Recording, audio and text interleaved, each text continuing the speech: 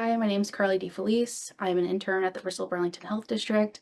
I'm a first-year Master's of Public Health student at the University of Connecticut. So I've always known that I wanted to work somehow related to infectious disease.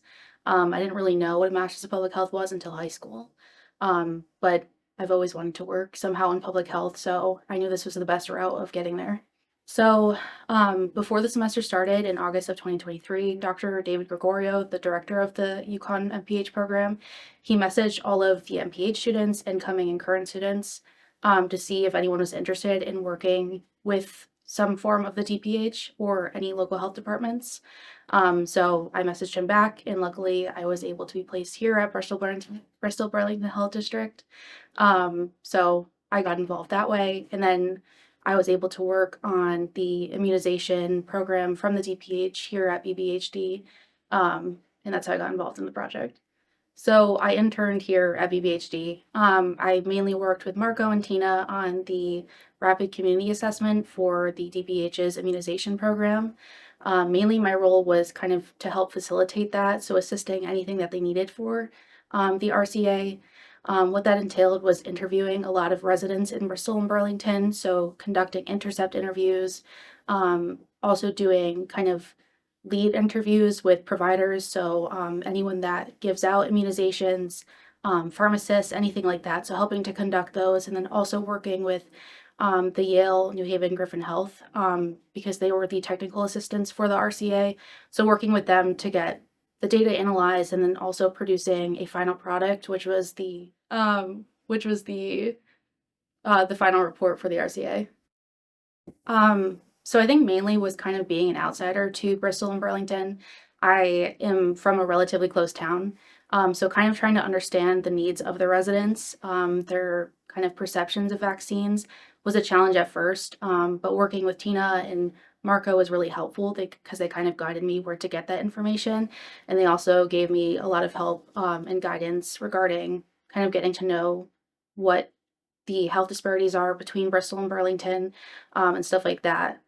So really kind of working as a team, also doing my own research, looking for data that's publicly available to kind of see where health disparities lie.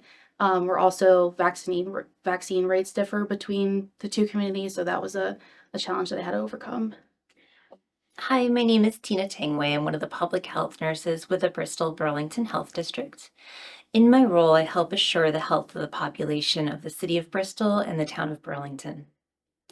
So the immunization grant was a grant awarded to us through the Department of Public Health to assure vaccine equity in our region, promote vaccines, and help people understand the importance of them. Also, by doing so, we can help assure that the people that need the vaccine get it. Another one of the important deliverables was the rapid community assessment. So Carlie came in to help us better understand our population's vaccine needs, and also she was integral in the rapid community assessment. So I think the funding was really helpful for Carlie to get real-world experience at a local public health district to understand the process and some of the application and why our work is important in the community. I think the funding was important for BBHD because we were able to get more boots on the ground to help us with the rapid community assessment. As the title applies, it was rapid, so having extra hands on board that knew what they were doing and really worked through the process with us was so helpful. I think the funding was helpful for DPH to be able to have chances to build the workforce of public health. As it is with Carlie, we are retaining her for employment after she graduates. My name is Marco Palmary, and I'm the Director of Health for the Bristol Burlington Health District. First and foremost, I'm grateful for the Connecticut Department of Public Health and UConn for recognizing the need to assure our public health workforce is solid, because we're going to have a lot of vacancies in the upcoming years. But as a director of health for a local public health agency and an instructor at the University of Connecticut Health Center, I am in full understanding of the need to find students who are prepared and ready not only to work in a local public health field, but also to work alongside public health professionals and the public and other collaborators in our community.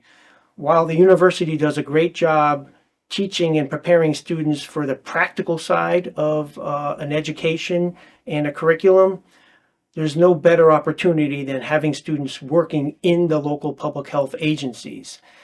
That's where we get an opportunity to see them, their weaknesses and their strengths, how they interact, how they can adjust to certain environments, and of course, dealing with the populations.